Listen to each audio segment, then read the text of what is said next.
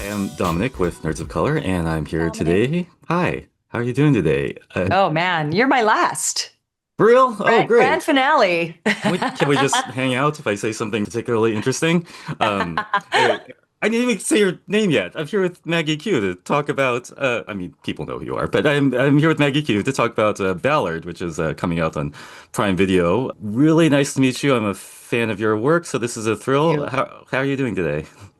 Oh, great. It's been a long day. We've had some really nice reactions and insights to the show, which has felt really good. You know, you do something, put it out in the world, and you're not sure what's going to come back, right? You got to manage your expectations. But so far, it seems like people really get what we've been trying to do with this show. Yeah, sure. Now I haven't read the novels, but I reading on the character description of Renee Ballard through the books and stuff. Yeah. She shares some things with you. Is that fair to say? Like Yeah, I think that's background in very fair to say. Hawaii, loves the Oh dog, yeah, I mean and that was a weird coincidence because they looked at before I ever came to the picture, they looked at a ton of other people that didn't have oh, that background they were going to pretend had that background and whatnot.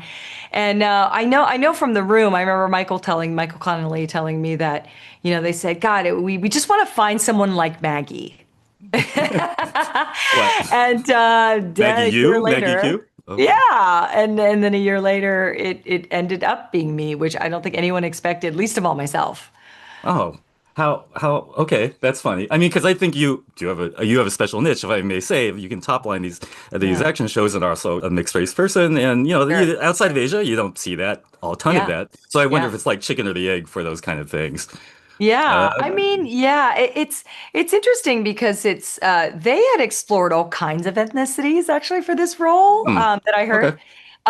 Which is cool. They opened it up. And then I think it just came back to what I heard. I mean, obviously I wasn't in those rooms, but what I heard was it came back to like, but who is going to give us the spirit of this woman? Like, Okay. there's five, six novels, that Michael's already written. He's really married to who he created and how he sees her.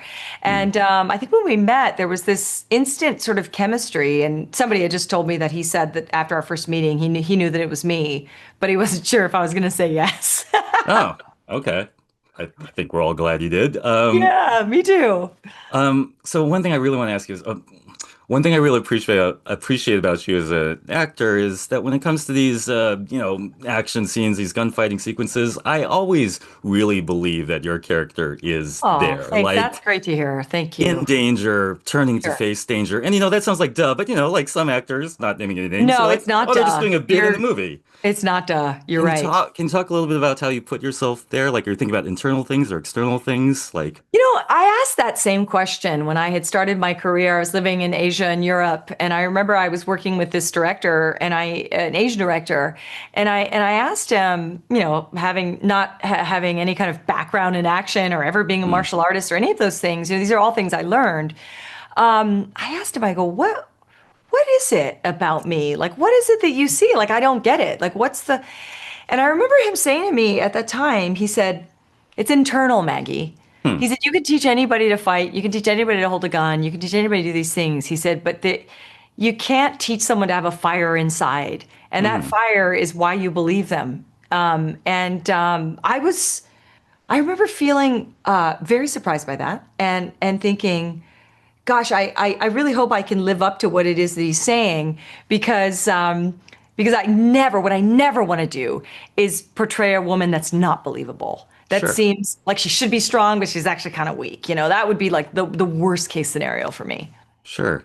Yeah, Yeah. no, I think that it really makes a difference to us fans of the action thriller genre. Good, You're good. right there. And one thing I really like about this show is that, like, you really get the sense of Los Angeles, that sort of Hmm. strange, it's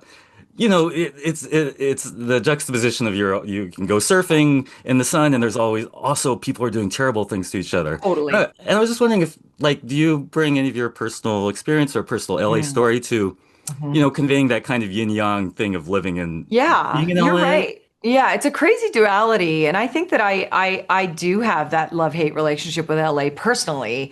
There are times and moments in LA where it's too much for me, and then there are sides to LA that you're in and you're experiencing where you cannot believe the beauty and the peace that you experience. like when I'm in the mountains or when I'm at the beach. So that really truly does exist. And I know that for me personally, like you said, I do have those thoughts on both sides. But exploring, I think, in the show, the duality of the city, right? This real darkness and light that exists in this one place is what has made, I think, LA so unique and fascinating in the world of film and television. And I think that we show and portray LA as a character in the show in a very real way. And I hope that people get to see LA. I think it's been a very long time. I mean, besides Bosch, which was more city, it's been a very long time since we've seen the two sides, let's put it that way, Sure. of this very special city. Yeah, and it can be a constantly bittersweet experience, but it's Totally. great. It's a great Yeah. texture. I'm just gonna ask really quick, do you have a favorite karaoke song? That's what I ask every famous actor I get to interview. Karaoke song. You, Oh, it's always something from Greece. it's always something from Greece. That's good.